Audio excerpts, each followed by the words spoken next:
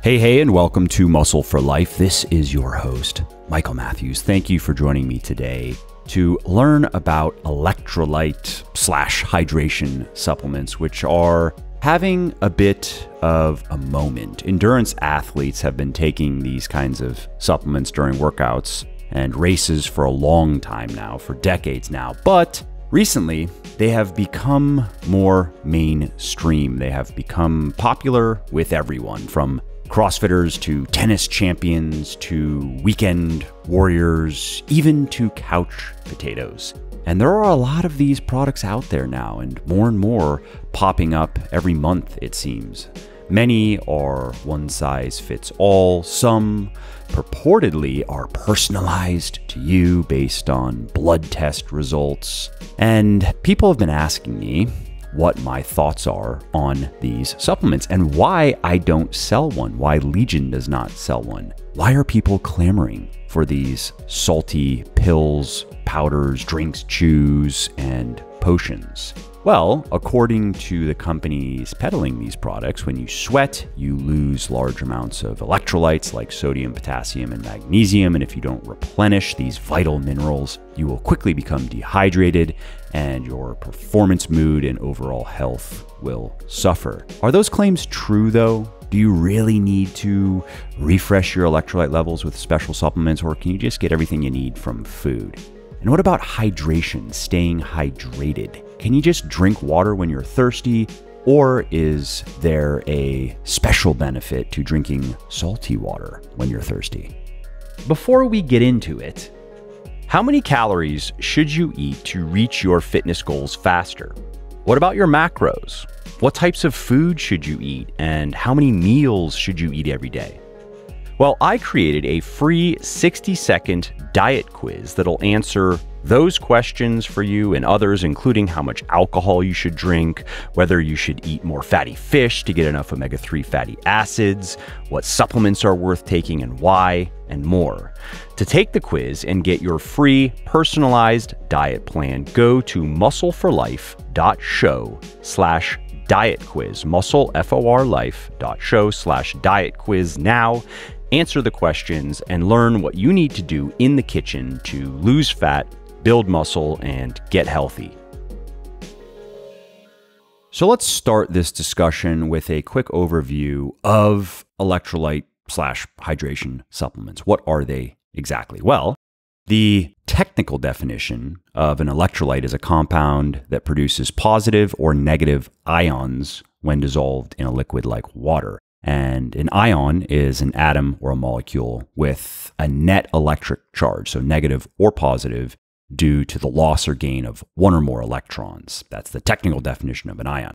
Now, when it comes to nutrition, the term electrolyte refers specifically to a handful of minerals, and the main ones are sodium, potassium, magnesium, phosphate, chloride, calcium, and bicarbonate. And when these minerals dissolve into bodily fluids, they create electrically charged ions. Now, these compounds create an internal environment in the body that is conducive to many important functions, including muscle contraction, nerve function, tissue repair, hydration, and nutrient absorption. And so then, an electrolyte supplement is simply a product that contains a mix of electrolytes, and it's typically sodium with small amounts of potassium and magnesium. Now, most of these supplements, they come in a powder that you mix with water and you drink, but you can also buy electrolyte supplements in ready-to-drink forms, RTDs, as well as tablets, capsules, bars, gels, chews. There are a number of delivery mechanisms, I guess you could say, for different use cases. For example, if you are on a long bike ride,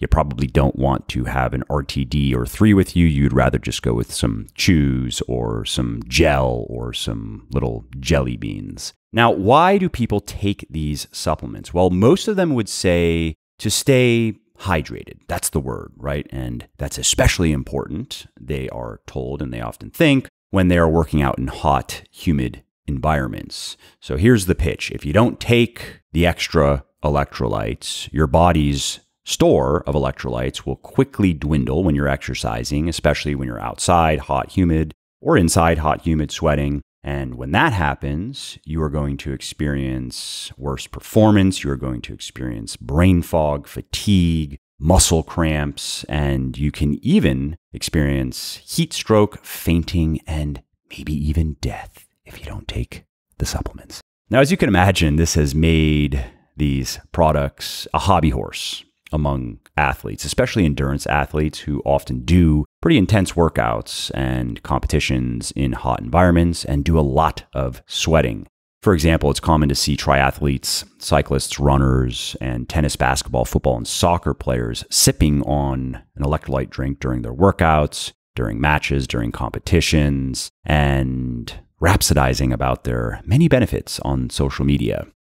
#sponsored. And there's no question that the marketing works. Research even shows the marketing works. For example, one study conducted by scientists at Loyola University Medical Center found that 58% of the runners sampled said that they drank sports drinks that contained electrolytes to prevent their blood sodium levels from getting too low. Now, you have probably already guessed where I'm going in this podcast, that electrolyte supplements, hydration supplements, are a waste of money. And I have to say that I was disappointed to learn this because over the last 6 months or so, more and more people have been asking Legion, my sports nutrition company, why we don't sell an electrolyte hydration supplement, asking us to create an electrolyte supplement. And when I decided to look into this, I was hoping that there was good science on the side of these supplements because it could make Legion a lot of money. And if it is legitimate, it could also help people do better in their training. But unfortunately for me and Legion and many of Legion's customers, electrolyte supplements are a dud. They are cut from the same cloth as BCAAs, tasty water that doesn't deliver on any of their quote-unquote science-based promises. The truth is, electrolyte/hydration supplements have been extensively studied, and the weight of the evidence clearly shows that they are no better than just drinking water. They do not improve performance, they do not prevent muscle cramps, and they don't help you stay better hydrated. Instead, what they do is give you a tiny dose of minerals that you could just get from food for a fraction of the price. So let's now dive into the scientific evidence for my claims. Let's talk about performance, because this is probably the number one reason people drink these electrolyte hydration supplements. They want to improve their athletic performance, or more specifically, they want to ward off a decrease in performance that they believe occurs when they start hemorrhaging electrolytes during exercise. So, for example, Gatorade claims that their thirst quencher beverage is, quote, the most scientifically researched and game-tested way to replace the electrolytes you lose in sweat. And Gatorade relies on a number of big celebrity endorsements like LeBron James, Serena Williams, Tiger Woods, Michael Jordan to affirm their product. And that is the substance of most of the electrolyte supplement marketing. You drink or you eat this stuff and you will be a better athlete. It's a nice pitch because it's easy to understand. It is purportedly evidence-based and the solution is simple. Just drink this tasty drink. The entire argument, though, it hinges on the idea that you lose a lot of electrolytes, especially sodium, when you sweat, and that then leads to poor performance. And while you also lose small amounts of potassium, magnesium, other minerals during exercise, sodium is the main one, and that is often used in studies as a proxy for your overall electrolyte losses. And according to the companies that sell these products, electrolyte loss particularly harms salty sweaters. You will see these companies refer to people who supposedly lose a lot more sodium and other electrolytes through sweating than average. And if you are a salty sweater, then you can really benefit from one of these supplements. Let's start with the salty sweater claim. Even with no science-based standardized definition of what that really means, what a salty sweater is, such a condition still would not be enough to warrant supplementation. As exercise physiologist Ross Tucker explains in a series of excellent articles on this over on his website, sportscientists.com, even the saltiest of sweaters only lose a small amount of electrolytes when they sweat. In fact, sweat has a much lower concentration of electrolytes than your blood.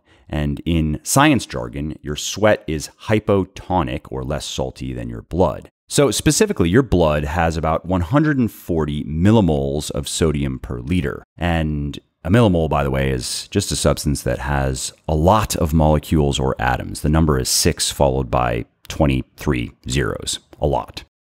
Your sweat, though, contains closer to just 20 to 60 millimoles per liter. And when you sweat, the concentration of electrolytes in your body, in your blood, it actually rises because you lose a lot more water than sodium, potassium, and other electrolytes. And so right away, you start to question the logic of supplementing with electrolytes when the concentration of the electrolytes in your body is rising, because you're losing a lot of water, but not a lot of electrolytes. What's more, the low concentration of electrolytes in drinks like Gatorade, Powerade, Cytomax, and so on barely moves the needle in actually changing your body's electrolyte chemistry. For instance, if a runner loses about 2 liters of sweat during a 2-hour run and then drinks 1 liter of water, he'll lose about 4.6 grams of sodium. And that's assuming he is a saltier sweater than average, by the way. And if he downs a sports drink, he will still lose about 4.2 grams of sodium. And that's just too insignificant of a difference to matter. That is too little of a difference to affect his performance levels, for example. And just to put that in perspective, that's the amount of sodium in about 1/6 of a teaspoon of table salt. And that lack of impact was demonstrated in research in a study conducted by scientists at Pennsylvania State University. And they showed that people who drank water or Gatorade during runs wound up with the same blood concentrations of sodium afterward.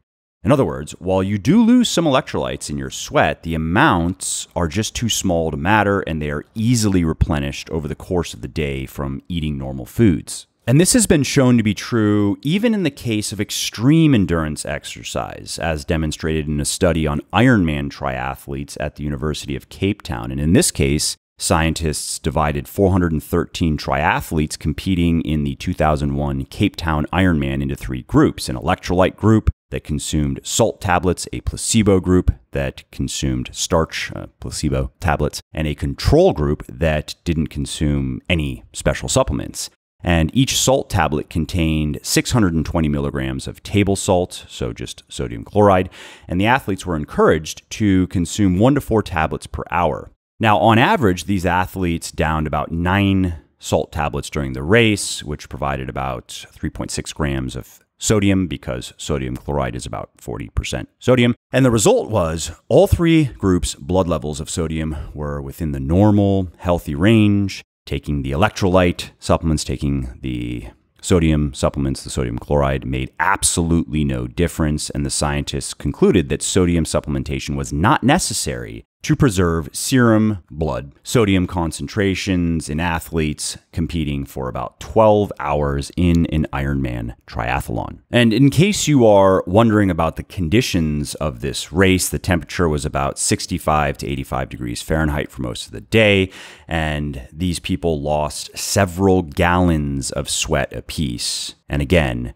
the salt tablets didn't make any meaningful difference. Further bolstering these findings is a study published in 2018 in the International Journal of Sports Science that reviewed 5 studies on the effects of sodium supplementation on endurance performance and concluded that, quote, there is minimal evidence to draw a link between sodium ingestion and endurance performance. In other words, most studies found no benefit to taking sodium supplements. Now, there are some salty, couldn't resist, electrolyte zealots out there who sniff at these studies, and they claim that you have to consume much larger amounts of sodium to see the benefits and much larger amounts of these other electrolytes. But this is silly for 2 reasons. First, Most studies, including the one on Ironman triathletes, have found that people who don't consume electrolyte supplements still have healthy normal levels of electrolytes in their blood, and there's no evidence that boosting electrolyte levels above and beyond healthy and normal further improves performance. And second, even if you could choke down large amounts of salt and other minerals during exercise, it wouldn't necessarily be absorbed, and it could lead to other problems. As exercise physiologist and nutrition scientist Dr. Stacy Sims has pointed out, when you consume lots of salt, this can pull water out of your bloodstream and into your intestines as your body tries to dilute the salt concentration in your digestive system, and that's a process known as reverse water flux. And while that's not a big deal at rest, so go ahead and enjoy the pizza or enjoy the salty burger and fries, it can lead to bloating, sloshing, and stomach cramps while working out.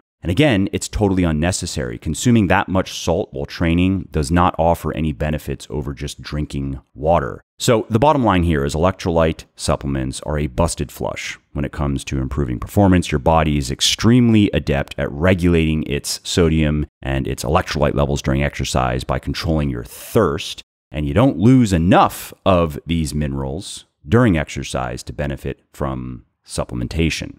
Now let's talk about muscle cramps, because this is another oft-touted claim that you can prevent or you can cure muscle cramps by swigging electrolyte supplements before, during, and after training. And supposedly a loss of electrolytes disrupts muscular signaling in such a way that your nerves short circuit, and that leads to workout-killing Charlie horses.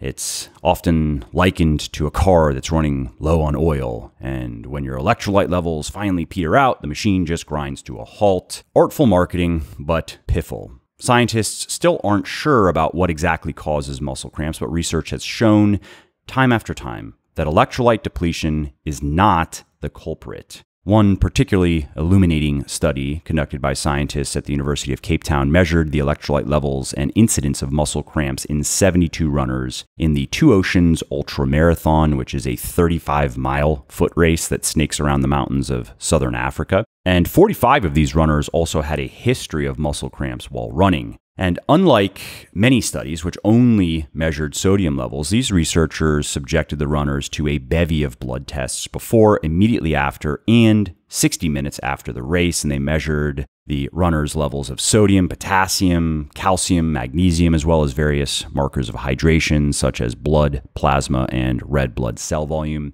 And the result? Yeah, you guessed it. The researchers found no relationship between the runners' electrolyte levels and their incidence or severity of cramping. In other words, people who experienced frequent, severe muscle cramps during the race were no more likely to have low electrolyte levels than people who didn't cramp. And the scientists also found no association between cramping and dehydration. One recent scientific review conducted by scientists at the Shanghai Research Institute even suggested that high levels of electrolytes could catalyze muscle cramps. The researchers speculated that since dehydration typically causes plasma electrolyte levels to rise, this could muddle nerve signals related to muscular contraction, and that could lead to cramps. Now, that is still just a theory, but most studies have found zero association between cramping and electrolyte levels, whether high or low. So then, if having low or maybe even high electrolyte levels does not cause cramps, what does? Well, scientists still haven't found a smoking gun, but one of the strongest current theories is that cramps are the result of altered neuromuscular control. So basically, there is a disruption in the electrical signals that then cause muscles to contract, which makes them contract for too long and at the wrong times, and it's not clear what causes this pesky phenomenon, but the most plausible theories include racing at a higher intensity than you've trained for, so pushing yourself much harder in competition than normal, training in conditions you are not accustomed to, so maybe very hot, humid weather when you don't normally exercise or train in that kind of weather, or not eating enough carbs before or during exercise, and the culprit there would be muscle glycogen depletion. So basically, to summarize these theories, you could say inadequate preparation for the demands of the sport or the event or the competition. Now, if you probe around online, you can find many people who disagree with this research, who try to poke holes in it. But look at the details and you will find that it always boils down to anecdotes. My friend's wife, who's a doctor and a triathlete, says she always takes electrolytes while training because XYZ. Oh, this social media influencer who is also a high-level athlete, they swear by this low-cost, super high-margin electrolyte supplement. Do you think you know better than they do?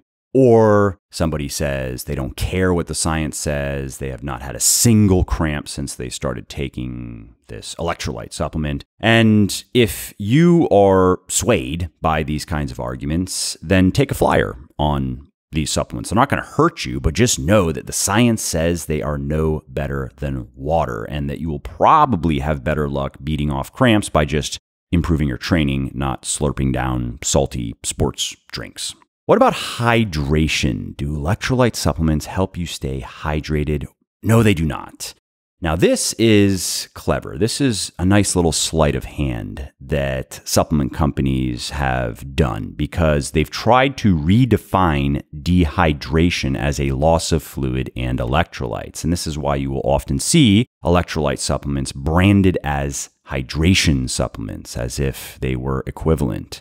And we can start to unravel this line of reasoning by flipping open the dictionary. Let's look at the Oxford English Dictionary, which defines dehydration as the loss or removal of water from something and a harmful reduction in the amount of water in the body. You notice how electrolyte is not in there? Well, semantic arguments aside, electrolytes do play a role in maintaining proper hydration levels, but your body has no trouble maintaining adequate electrolyte levels without supplementation, even during extreme workouts, 12+ hour long workouts in the heat.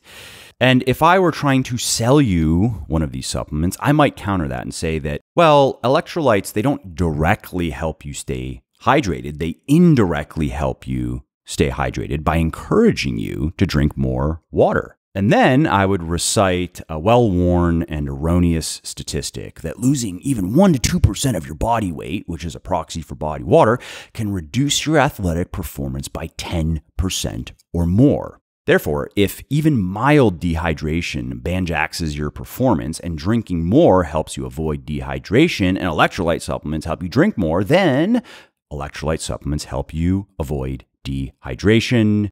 So will that be cash or credit, my friend? Sophistry, pure sophistry. The first part of this argument is true. Most people naturally drink more of a salty electrolyte drink than plain water when they are given the choice, but that isn't desirable. After years of being bombarded with marketing messages about the importance of hydration, many athletes have developed a monomaniacal focus on drinking as much water as possible. You will often hear people say that you have to drink big, or you should drink before you get thirsty. By that time, it's too late, or drink enough so you don't lose any body weight by the end of your workout. This hand-wringing over hydration is not only unnecessary, it can decrease performance. And it can even be dangerous because studies have repeatedly shown that mild dehydration, usually around 1 to 5%, does not impair performance in runners, cyclists, and other athletes, and even in balmy, hot, or humid conditions. And forcing yourself to drink more than is just required to quench your thirst does not improve performance and may even decrease performance. Research also shows that the fastest athletes also tend to be the most dehydrated at the end of races. And one of the most extreme examples of this was a runner who lost 9.8% of his body weight in the course of winning the 2009 Dubai Marathon in a time of 2 hours, 5 minutes, and 29 seconds. So the bottom line is that humans are perfectly capable of losing moderate amounts of fluid while racing and training, and they have no problem rehydrating later in the day simply by drinking to thirst. Now, I mentioned dangerous earlier because guzzling excessive amounts of fluid with or without electrolytes can also quickly dilute the electrolyte concentration of your blood, leading to a condition known as exercise-associated hyponatremia, also known as water intoxication. And this can be very serious. This condition kills far more people than dehydration, for example, and it's also harder to rectify once it sets in. The best way to avoid it is to just drink to thirst, which will usually lead to a small, harmless degree of dehydration by the end of your workout or race that will then just naturally resolve itself throughout the day. Now, I could go on about overhydration. There's actually a lot more that could be said about that, but in the final analysis, the data shows two things. One, you don't need electrolyte supplements or beverages to hydrate. Just plain old water is fine. And two, you don't need to make yourself drink more than your thirst dictates. And doing so could actually impair your performance and endanger your health if you take it to extremes. So where does all of this leave us? Well, electrolyte hydration supplements, these are cheap and they are aggressively marketed and they taste pretty good usually. And that's about it. That's all they have to offer. Inexpensive minerals you can get easily from food, usually mixed with some flavoring, some sweetening, maybe some food dyes, and wrapped up in some glittery packaging. And that includes Gatorade, just as well as about every other sports drink you can think of, and all of the gym crack hydration supplements that are omnipresent at endurance competitions and that are now showing up in gyms and all over the interwebs, all over social media. And while there isn't a good evidence-based reason to buy and take these supplements, if you are currently using hydration or an electrolyte supplement and you just like it, maybe you like how it tastes, maybe you swear that you notice a difference in performance or cramping or something else, even though you know now that the weight of the evidence is against such claims, then keep taking the hydration supplement. It's not going to hurt you unless you overconsume it, or if you overconsume water, if it leads you to overconsume water. But that is usually only an issue among more hardcore endurance athletes who are drinking a lot of water, a lot more than they need to during long workouts or races or competitions. If you are not one of those people, if you are a normal everyday gym goer who just likes to sip on your salty electrolyte drink in between sets, enjoy. And as I mentioned earlier in the podcast, I wish I were wrong. I was actually hoping that this little study of mine was going to turn up a lot of really good evidence for electrolyte supplements, because then I would have happily made one so I could meet the demand that is in Legion's inbox almost every day. Almost every day somebody asks if we are going to make one of these products or why we have not made one of these products, because if we did have one, they would buy it. Same thing goes for BCAAs. We get asked all the time to make BCAAs. I wish there were a good evidence-based reason to use BCAAs, because then I could make a BCAA product and give a lot of my customers what they want and make Legion more successful. But I am more interested in sticking to good science and being a good shepherd, so to speak, of the people who are gracious enough to listen to me than making a quick buck. So as it stands right now, hydration supplements, BCAAs, and other products like EAAs, essential amino acids, and MCT oil, and collagen protein, and testosterone boosters, and well, quite a few others. I have a list of probably 10 to 15 products that Legion does not sell that there is a significant demand for, and we don't sell them because the science just isn't there. Well, I hope you liked this episode. I hope you found it helpful. And if you did, subscribe to the show, because it makes sure that you don't miss new episodes. And it also helps me because it increases the rankings of the show a little bit, which of course then makes it a little bit more easily found by other people who may like it just as much as you.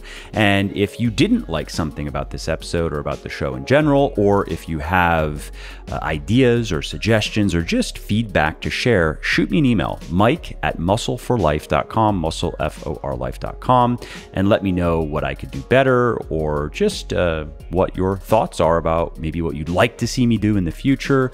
I read everything myself. I'm always looking for new ideas and constructive feedback. So thanks again for listening to this episode, and I hope to hear from you soon.